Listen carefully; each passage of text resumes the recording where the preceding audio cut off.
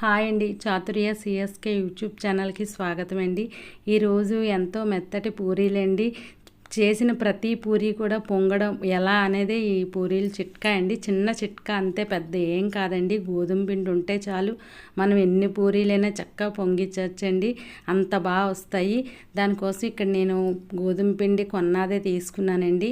ఇక్కడ నేను కొలతలు కూడా ఏం అక్కర్లేదు, మనకి ఎంత కావాలంటే అంత తీసుకోవచ్చు. నేను ఇక్కడ ఒక ఇద్దరికి సరిపడే గోధుమ పిండి అయితే తీసుకున్నాను. అందులోనే ఒక స్పూన్ దానికి సరిపోయేంత సాల్ట్ వేసుకొని, సాల్ట్ కొంచెం తక్కువ ఉన్నా బాగుంటుందండి పూరీలకి. అలాగే వాటర్ కూడా కొంచెం కొంచెంగా వేసుకొని, చపాతీ పిండి ఏ విధంగా కలుపుకుంటాం అలాగే సాఫ్ట్గా కలుపుకోవాలండి. గట్టిగా కలుపుకోకూడదు. గట్టిగా కలుపుకోవాలంటారు పూరీలు పొంగాలని, కానీ లేదండి, సాఫ్ట్గా చేసుకోండి, చాలా బాగా వస్తాయి పూరీలు.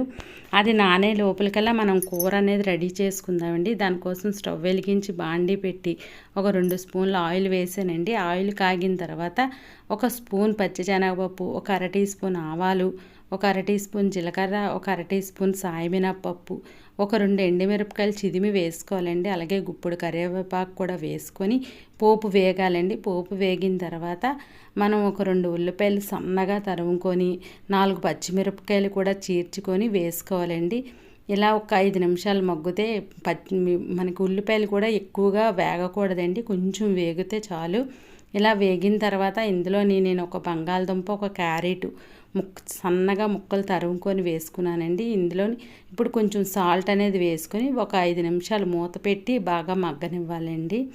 ఇలా మగ్గినప్పుడు మళ్ళీ ఒకసారి చెక్ చేసుకొని ఒకసారి వేపుకోవాలి.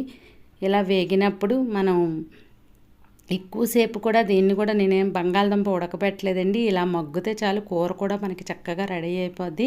అలాగే ఒక టమాటా తీసుకున్నానండి. టమాటా వేసుకోపోయినా పర్వాలేదండి, వేసుకున్నా కొంచెం రుచి కోసం వేసుకున్నాను అంతే. మళ్ళీ అది వేసి కలుపుకొని మూత పెట్టి ఈలోగా మనం కొంచెం శనగపిండిని ఒక 2 స్పూన్లండి శనగపిండిని ఒక గ్లాస్ వాటర్ వేసి ఉండలు లేకుండా బాగా కలుపుకోవాలండి. ఎక్కడ ఉండలు అనేవి లేకుండా కలుపుకోవాలి. ఇది కొన్న పిండి అండి, అందుకే కొంచెం తెల్లగా ఉంది. ఇలాగా కలుపుకున్న తర్వాత ఒకసారి మళ్ళీ మూత తీసుకొని ఒకసారి కలుపుకొని ఈ మనం శనగపిండిని ఈ మిశ్రమాన్ని వేసుకోవాలండి. అలాగే ఒక స్పూన్ పసుపు కూడా వేసుకొని అప్పుడు ఈ మిశ్రమాన్ని వేసుకోవాలండి. శనగపిండి వాటర్ కలిపాం కదా, అది వేసుకొని అలాగే ఇంకో గ్లాస్ వాటర్ కూడా వేసుకోవాలండి. వేసుకొని మనం మూత పెట్టి ఒక 5 నిమిషాలు ఉడకనిస్తే మనకి కూర అనేది రెడీ అయిపోద్ది. ఇంకా చాలా ఇలా ఉన్నప్పుడే మనం స్టవ్ ఆఫ్ చేసుకోవాలండి, ఎందుకంటే శనగపిండి కొంచెం చల్లారిన తర్వాత దగ్గరగా అయిపోతుంది. అదే స్టవ్ మీద మళ్ళీ మనం ఆయిల్ పెట్టుకుంటే మనం పూరీలు చేసుకోవచ్చండి ఈలోగాని. ఈ పూరీల కోసం ముందుగా నేను ఉండలు చేసుకొని పక్కన పెట్టుకున్నాను.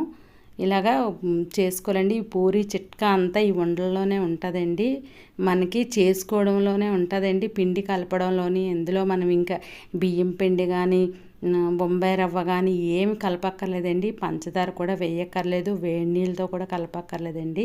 ఇలా చేసేటప్పుడే మనం కొంచెం చూసారా ఇలాగ స్లోగా అదుముతూ చేసుకోవాలండి. గట్టిగా ప్రెస్ చేస్తూ మనం చెయ్యకూడదు, ఇలా స్లోగా మనం అదుముకొని చేసుకుంటే సరిపోద్ది. అది కూడా మనం ఉండని తగ్గట్టు కొంచెం చేసుకోవాలండి, మరీ పల్చగా అయితే చేసుకోకూడదు. ఇప్పుడు ఇది రెండోది, నేను అదే ఉండతోని ఒకటి పల్చగా చేశాను, ఒకటేమో చిన్నగా చేశాను. చూసారా, 2 ఇలా చిన్నగా చేస్తే మనకు ప్రతి పూరి పొంగుతుందండి. ఆ ఉండకు తగ్గట్టు మనం పల్చగా పామేసామంటే దానివల్ల ఏటవుతుందంటే అసలు పొంగదండి. ఇది ఒక్క చిట్కా తెలుసుకుంటే ప్రతి పూరి కూడా మనం 1, 2 రాకపోవచ్చు, కానీ చేసిన ప్రతి పూరి కూడా చక్కగా పొంగుతాయండి. అలాగే మెత్తగా సాఫ్ట్గా ఉంటాయండి. మీరు పిండి కూడా మెత్తగా కలుపుకోండి, చక్కగా చపాతీకి ఎలా కలుపుతామో అలాగే కలపండి పిండి.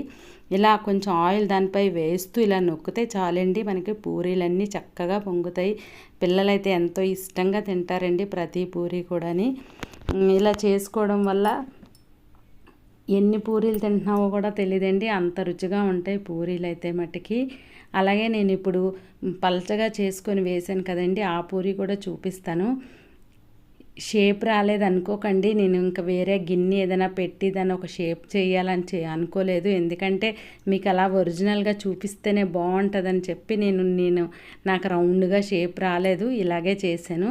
ఇది పల్చగా చేసిన పూరీ అండి, అందుకే చూసారా అస్సలు పొంగలేదు. ఇది ఒక్క చిట్కా అండి, ఇంక ఏ చిట్కాలు ఉండవు. మనం పూరీ చేసేటప్పుడు దాని మీద ఆయిల్ వేస్తే చాలు, అలాగా మనకి ప్రతి పూరి చక్కగా పొంగుతూ వస్తుంది. ఇంకా కూరతో మనం ఇంకా పూరీలు తినడమేనండి ఆలస్యం. మీకు నచ్చితే లైక్ చేయండి, షేర్ చేయండి, కామెంట్స్ చేయండి. ఎవరైనా కొత్తగా మా ఛానల్ చూస్తే సబ్స్క్రైబ్ చేసుకోండి. బెల్ ఐకాన్ ప్రెస్ చేయడం మటుకి మర్చిపోకండి.